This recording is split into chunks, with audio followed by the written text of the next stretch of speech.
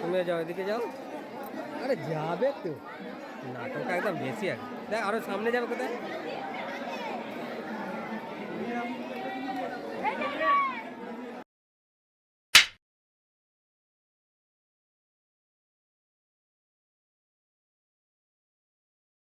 High friends, good morning, happy Sunday.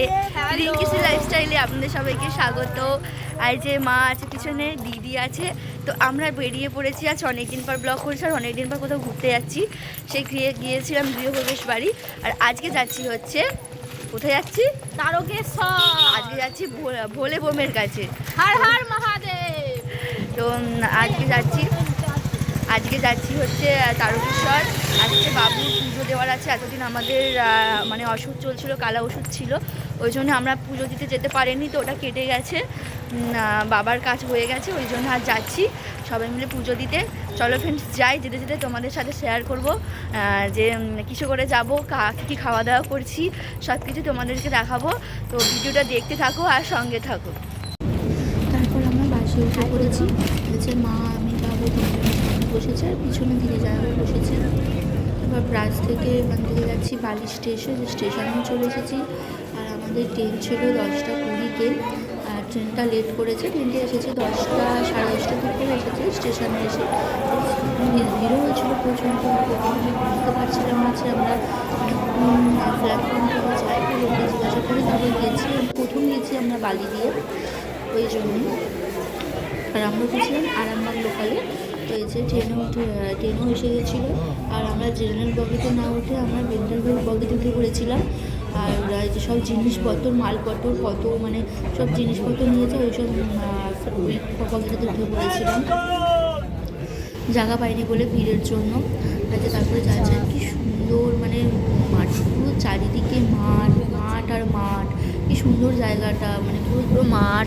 গ্রামই তো পড়ছে তারকেশ্বরটা, আর পুরো মানে খুব সুন্দর, বেশ হেবি সুন্দর লাগছিল ভিউটা, ওই জন্য আমি ভিডিও করছিলাম। মা বলছে দেখ কি সুন্দর লাগছে।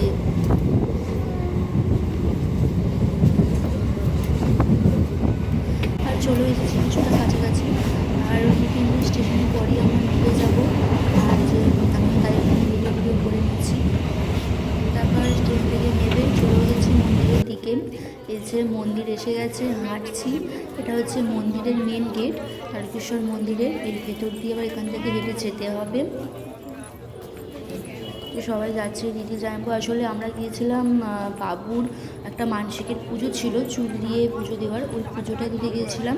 অনেক দিন ধরেই যাবো করা হচ্ছিলো, তো যাওয়ার হচ্ছিল না অনেক কিছু কারণের জন্য। মানে আমার বাবা যখন বেঁচে ছিল তখন থেকেই যাবো একটা হচ্ছিলো, তো যাওয়া হয়ে উঠছিল। তারপর মাঝখানে আমার বাবা মারা গেল, তারপর কালা ওষুধ পড়ে গেল, সেই জন্য আর আমরাও যেতে পারিনি, আর দিদিরাও যায়নি জন্য। আর কালো ওষুধ কেটে গেছে, আর ছুটি ছিল আজকে, ওই জন্য আজকে পুজোটা দিয়ে আসা যায়। আর তারপর অনেকগুলো মানবিক পুজো আছে, বিয়ের আগে সব মানবিক পুজোগুলো দিতে হবে, ওই জন্য এক এক করে নিয়ে যাচ্ছিল। আর আমারও 2-3 মানবিক পুজো আছে, ওগুলো বিয়ের আগে দিতে হচ্ছে, পরের মাস করে দিচ্ছি, দিয়ে আসবো। হয়েছে দেখছি হয়েছে বাইরে কত কিছু বিক্রি হয়েছে, তারপর আরও অনেক কিছু। আমাদের একটা রাউন্ড ঠাকুর ধরা হয়েছিল, নিয়ে গিয়েছিলেন আমাদের, উনি সব কিছু করে দিয়েছে। যে বাবু বসে গেছে এখানে ঘন্টপতি ন্যাড়া হতে, ঠান্ডা লাগছিলো বলে চুল কাঁপছিল। তো এই চুলটা এখানে যে নাড়ানো হবে, এই চুলটা একটুখানি এখান থেকে চুল দেবে, ওই চুলটা দিয়ে পুজোটা মানে এটা এরকমই একটা মানত করেছিল দিদি। তো ওর একটা কিছু মানে যখন ছোটো ছিল একটু, তখন একটা কিছু প্রবলেম হয়েছিল, ওই জন্য মানতটা করেছিল যাতে ঠিক হয়ে যায়, তাহলে এসে পুজো দিয়ে যাবে। আরও চুপচাপ বেশ নাড়াও হয়ে নিচ্ছে, ওকে যখন দোকানেতে বা বাড়িতে নাড়া করা হতো তখন ও ছটফট করতো, কাঁদতো, হতে চাইতো না, কিন্তু আজকে বেশ চুপচাপ বসে আছে, মানে চুপচাপ বসে বেশ নাড়াও হয়ে গেল। আর আশেপাশে অনেক বাচ্চারাও নাড়া হচ্ছিলো, সব মানদের পুজো ছিল তাদের, যাদের অনেকের থাকে না যে জন্মের চুল দিয়ে পুজো দেয়, এইসব। ওর জন্মের চুল না, ওর হচ্ছে এমনি মানদের চুল, বছরের হবে, চুল কাটা হয়েছে, মানে পুরো ন্যাড়া হয়নি, ওই চুলটাই আজ দিচ্ছে পুরো ন্যাড়া হয়ে।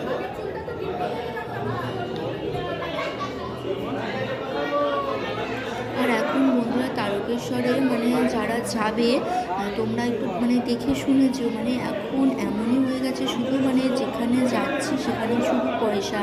মানে একটা ডালা তো প্রথমত ডালা তো মানে 51 টাকা 101 টাকার নিচে কোনো ডালা নেই। আর ওরা যখনই শুনছে যে মানবের পুজো তখনই ওরা মানে 1551 1151 টাকা করে চাইছে, মানে ওটা শুধু ডালার জন্য। তারপর আবার মন্দিরের ভিতরে বাউন ঠাকুরা চাইছে 101 টাকা, মানে যে যে যা পারে বিভিন্ন রকমভাবে চাইছে, কে 301 টাকা, কে 401 টাকা। তারপরে যে চুল কাটা হয়েছে সেখানেও মানে বিভিন্ন রকমের চাইছে 1 টাকা দাও 1 টাকা দাও, ধূপের জন্য মানে যেখানে যাচ্ছি সেখানে শুধু পয়সা চাইছে। মানে আগে এরকম ছিল না, আগে মন্দিরে মানে শুধু একটা ডালা কিনে নিয়ে গিয়ে পুজো দেওয়া যেত। মানে যাদের হয়তো সামর্থ্য নেই বাবার কাছে পুজো দেবে, কিন্তু তারা তো এত টাকা বললে কী করেই বা তারা পুজো দেবে, কারণ বাবাকে মন থেকে পুজো দেবে তো নিজের সামর্থ্যর মতন পুজো দেবে না। তারপর ভেতরে মন্দিরে প্রচুর ভিড়ও হয়েছিল, ঠাকুরের মাথায় জলও ঢেলে চলে এসেছিলাম। তো তারপর বাইরে এসেই ধূপবাতি জ্বালিয়ে দিচ্ছি। আর মন্দিরের ভেতরে আজকে মানে পুজোটা হয়েছে খুব মন দিয়ে, ভালোভাবে পুজোটা মানে মনে শান্তি হয়েছে পুজোটা দিয়ে। মানে পুরো বাবার মন্দিরে ঢুকে বাবাকে স্পর্শ করে বাবার মাথায় মাথা ঠেকিয়ে পুজোটা দিতে পেরেছি। মানে যে খুব খুব শান্তি পেয়েছে, যে একটা মানে আমি তো পুরো ইমোশনাল হয়ে গিয়েছিলাম। মানে বাবার মন্দিরে ঢুকে বাবার মাথায় যখন মাথা ঠেকাচ্ছি তখন মানে পুরো ইমোশনাল হয়ে গেছিলাম। মানে আমি কাঁদো কাঁদো ভাব হয়ে গেছিলো আমার, আর আমার দিদিও মানে কাঁদো কাঁদো ভাব হয়েছিল। আর ওখানে ভিতরে এত ভিড়।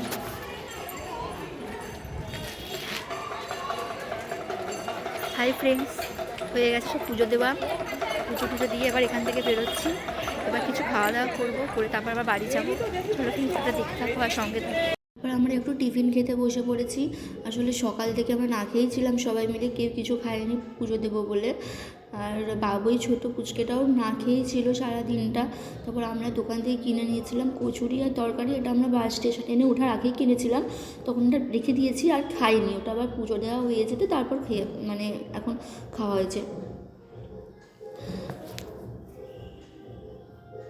তারপর এখান থেকে একটু খাওয়া দাওয়া করে তারপর চলে যাব আবার ট্রেন ধরতে, কারণ আবার বাড়ি যেতে হবে, ট্রেন আছে।